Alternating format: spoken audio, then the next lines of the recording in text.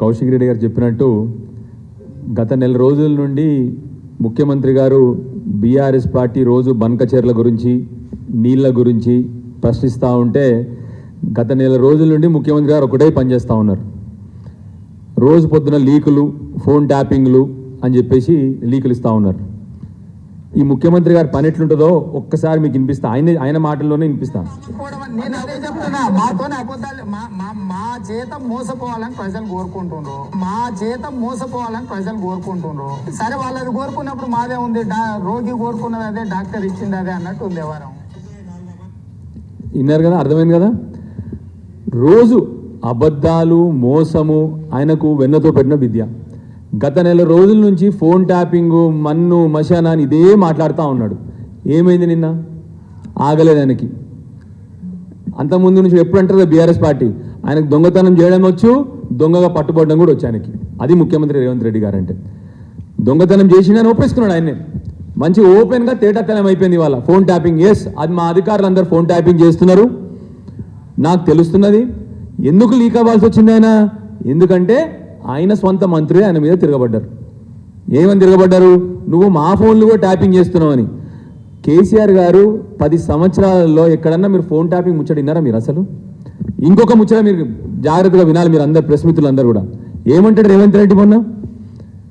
నా phone tap కాలేదు, నన్ను అందుకొరకే సిట్టు పిలవలేదు చెప్పిండా లేదా? ఆయనే చెప్పిండా? మరి అంతకుముందు ఏమన్నాడు? అపోజిషన్ పార్టీ లీడర్గా ఉన్నప్పుడు ఏమన్నాడు? కేసీఆర్ గారు నా ఫోన్ ట్యాప్ చేస్తున్నారు, ఈయన నా ఫోన్ ట్యాప్ చేస్తున్నాడు, మహేందర్ రెడ్డి నా ఫోన్ ట్యాప్ చేస్తున్నాడు అని చెప్పేసి రోజు లొల్లి చేసిండు. నేను సంవత్సరం క్రితం చెప్పిన, ఆయనకి మానసిక రోగం ఉన్నది.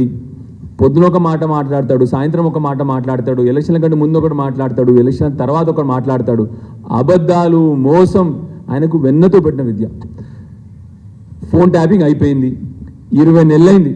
ఈయన ఆడుతున్న తమాషాకు అంతా కూడా నిన్న బయటపడ్డది. ఆయన నోటితోనే చెప్పిండు, ఎస్ నేనే ఫోన్ ట్యాపింగ్ చేస్తున్నాను, ఆయననే ఒప్పుకున్నాడు నిన్న.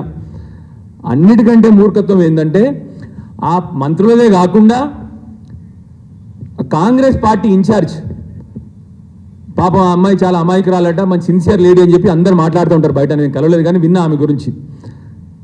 ఆమె ఫోన్ కూడా ట్యాప్ చేసిండంటే ఎవరు?